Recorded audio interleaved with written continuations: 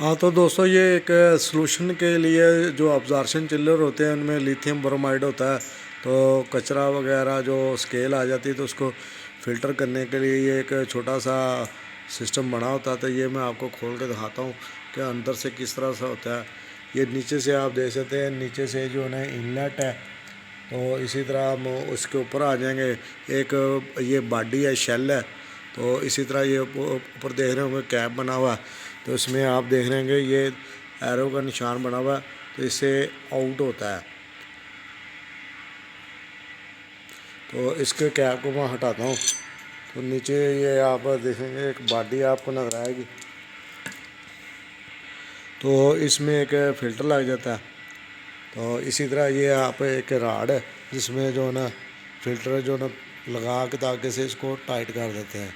इसी तरह ये आप होल देख सकते हैं, इसमें जो नीचे नज़र आ रहा है। इस साइड से आप देख सकते हैं ये ऊपर जाके ना होल है।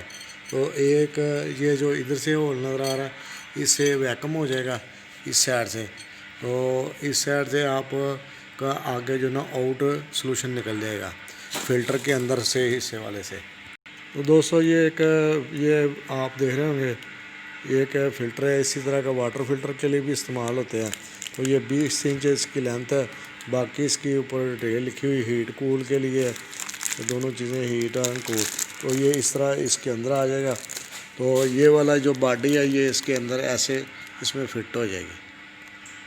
तो बाकी आप देख सकते हैं जो बाहर से गंदा सॉल्यूशन आएगा वो बाहर वाली साइड से रहेगा। जो साफ़ सॉल्यूशन होगा वो अंदर वाले से हिस्से से निकल के ऊपर जो ना चले जाएगा डिस्चार्ज लाइन में।